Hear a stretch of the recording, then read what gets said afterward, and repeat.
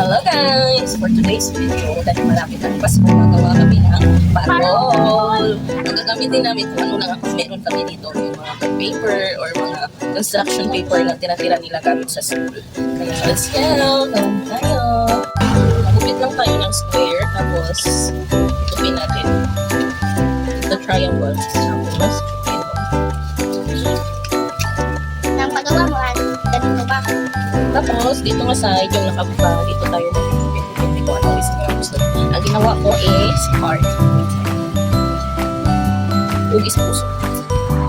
Tapos, tyan! Pagbukas natin ito siya.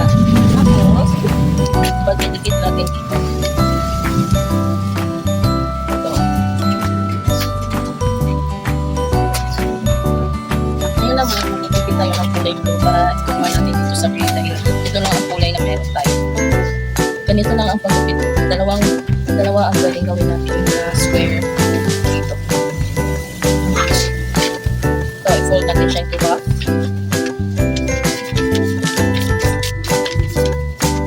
Tapos, fold mo into triangle para makagawa kayo ng square. Tapos, kupitin natin yung sobra. Square na siya. Dalawang square yun. Kaya hindi natin yung isa.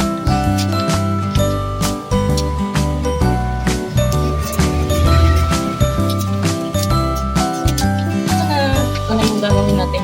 Katulad ng ginawa ko kanina yung pinagtatap. Fold it sa triangle. Fold it again. Tapos kung saan yung buga, dito tayo bubukit. Bukis-bukis.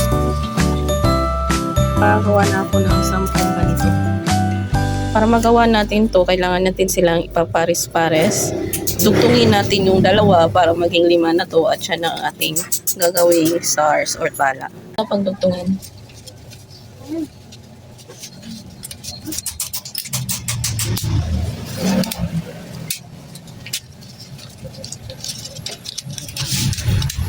Ito pagdugtungin natin yung 10 para maging 5 ganito. Para maging ito na yung parang 5 ano ng tala.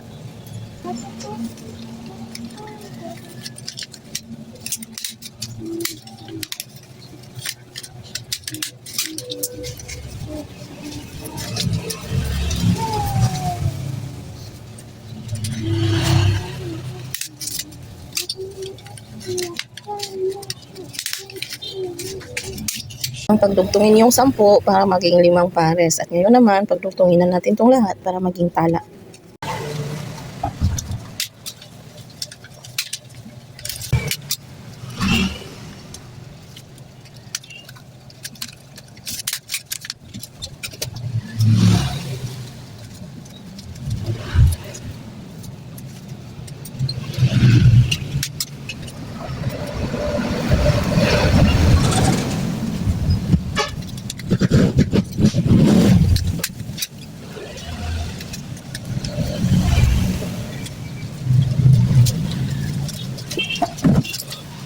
Napagdugtong ko na yung 5 guys. At ito na siya ang ating parol. Palagyan ko muna ito na sa Tagalog sa ikong sa Bisaya. Guys, ang ginawa ko dito sa tail nga is yung mga pinagulitan ko kanina. Ito na lang yung ginamit ko. Oh. May parol na tayo na walang gastos. Mga sobra-sobra.